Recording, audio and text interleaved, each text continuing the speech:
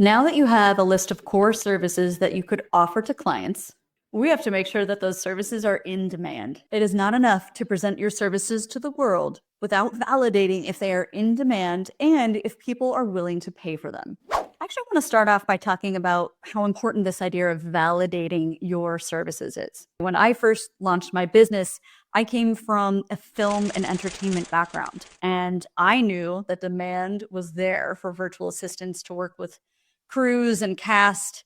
And I didn't validate my idea either. I just jumped into it. And unfortunately for me, one thing I didn't anticipate was that production crews were not willing to pay for services. So this is a very important step in your journey. And it's one that we have to do at the very beginning. We don't set you up for failure in the long run. So how do we even validate our services? I'm so glad you asked.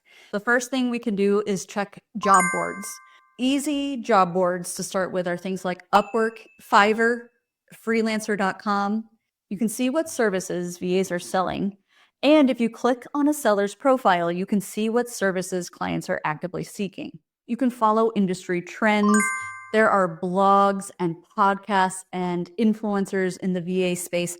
Another thing you can start doing right away is networking with other VAs. So I mentioned in the first lecture how networking can really bolster your business because a lot of clients tend to come from referrals. But you can also network with established VAs on places like LinkedIn and ask them questions.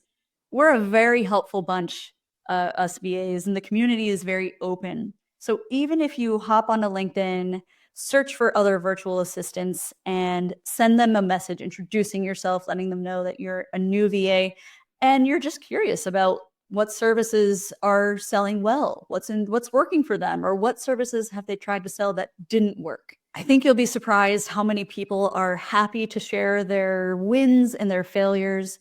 And that's a very easy, kind of low-hanging fruit way to learn about what services are in demand. So it's action item again, folks. I'd like you to go to your workbook and find action item number 4. This is where we're going to validate your core services. Within the workbook itself, I have links to freelance sites that you can use for your research. I have links to job boards so you can see what clients are actively looking for. And I have case studies linked for you. All of these resources that I have already built out for you are going to help you validate your services. If you are able to match the things that clients are asking for, the services that other VAs are already selling, if you are able to match those with your list of core services, then you have a winner. For example, if you're really great at travel booking and you see job listings where people are like, I travel a lot for work, I need someone to do all the flight planning and the hotels and the car services, then boom, you know you have a good service to offer because it's in demand and people are already willing to pay for it. Keep in mind, if you're looking through the links I provided and you're not seeing a service that you were really hoping to sell, keep digging.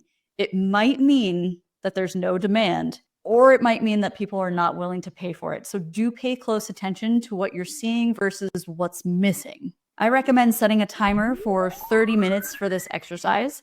Of course, if you need more time, take all the time you need because this is a very important step in building out your services. Happy researching!